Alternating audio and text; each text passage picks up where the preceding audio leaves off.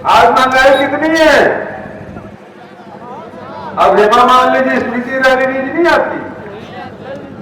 400 unit तक 400 रुपये था जब सिलेंडर का, तुमको महंगा लग रहा था, और आज सिलेंडर कितना? 1000। अब महंगा नहीं है? महंगा है सर। आज 100 रुपये पेट्रोल डीजल की कीमत है, लेकिन 2 महीने हो गया है जब से चुनाव डिक्लेयर हुआ है, तब से पेट्रोल और डीजल के भाव नहीं बढ़ रहे हैं, लेकिन जैसे समाप्त होगा फिर से बढ़ने वाला है। 200 हो जाएगा, मालूम है ना ये? लेकिन साथियों,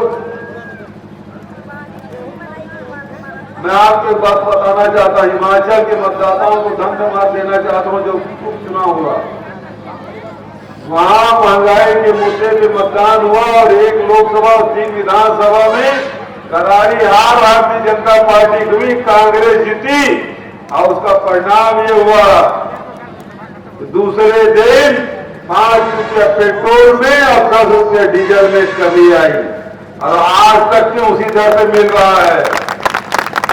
तो जनता से ताकतवर कोई नहीं।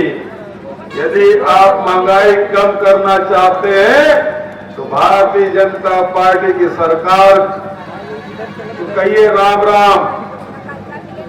वैसे भी अध्यक्ष लड़ने वाले थे योगी जी, उसको गोरखपुर भेज दिए, 10 तारीख बाद मठ में बैठ जाएंगे।